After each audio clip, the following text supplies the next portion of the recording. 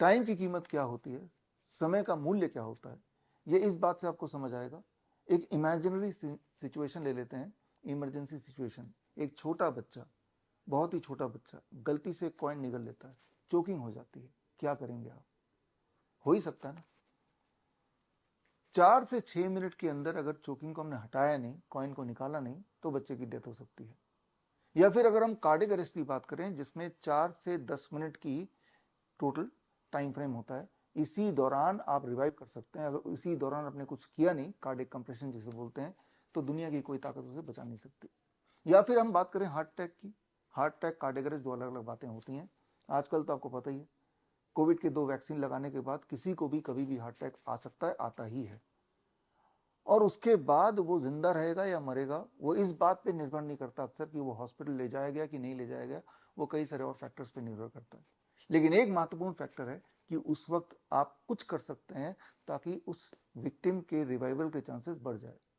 पिछले 10-15 सालों की बात करें तो ऑटिज्म और एडीएचडी के केसेस कई गुना बढ़ गए हैं, और ऐसे बच्चों में फिट्स ज्यादा पड़ते हैं। फिट्स अगर कुछ सेकंड से अधिक चल गया और अगर हम उसे हॉल्ट नहीं कर पाए, बीच में रोक नहीं पाए, तो इंटरनल डैमेज हो सकता है।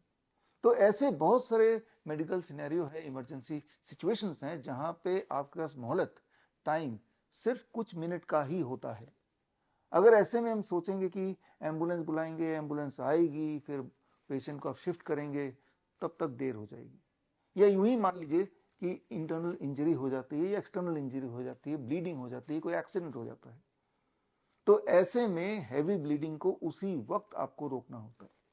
उसके लिए उस पेशेंट को, उस विक्टिम को आपको एंटी ग्रेविटी पोजीशन पे रखना है, और कुछ खास पॉइंट्स हमने अगर दबाया तो उसके ब्लीडिंग की जो स्पीड है उसे हम रोक सकते हैं या धीरे कर सकते हैं, जैसा कि एक्यूप्रेशर में करते हैं। यहां मैं बात कर रहा हूं इंटीग्रेटेड मेडिसिन की। कोई एक एलोपैथी का डॉक्टर या कोई एक सिर्फ एक्यूप्रेशर का एक्सपर्ट या कोई आयुर्वेद का डॉक्टर अकेला नहीं कर सकता। इसमें इंटीग्रेटेड मेडिसिन इन इमरजेंसी काम आएगा।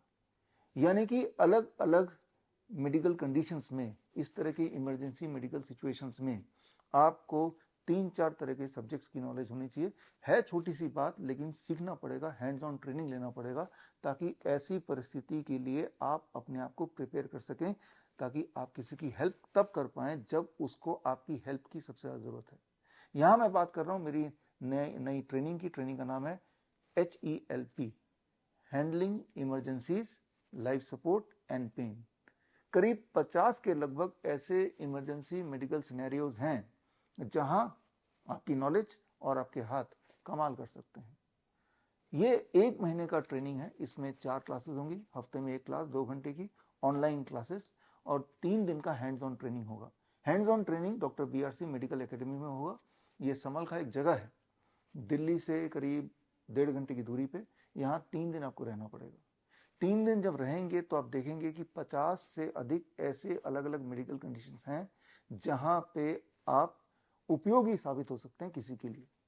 और कई बार तो ऐसी सिचुएशन आपके साथ भी हो सकती है।